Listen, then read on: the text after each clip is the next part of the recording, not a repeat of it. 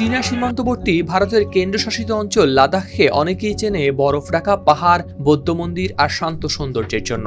এবার সেই ভূমি যেন রূপ নিল এক অগ্নিগর্ভ ময়দানে। পুলিশের কাঁদানে গ্যাসে ঢেকে গেল শহর, আগুনে জ্বলল গাড়ি আর অফিস। রাস্তায় রাস্তায় তরুণদের ক্ষোভে ফেটে পড়ল প্রতিবাদ। এরপরই প্রশ্ন উঠেছে, শ্রীলঙ্কা, বাংলাদেশ ও নেপালের পর কি তাহলে ভারতও দেখল জেনজিদের বিক্ষোভ?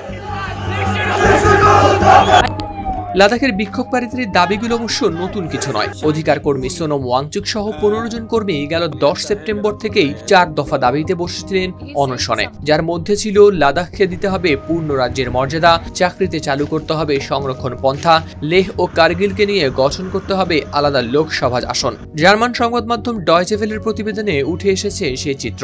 গেল মঙ্গলবার রাতে দুই অনশনকারীর শারীরিক অবস্থা গুরুতর হলে বদলায় আন্দোলনের গতি। পরদিন সকালে অচল হয়ে যায় লেহ শহর, দোকানপাট বন্ধ থাকে, মানুষ ভিড় করে এনডিএস মেমোরিয়াল গ্রাউন্ডে।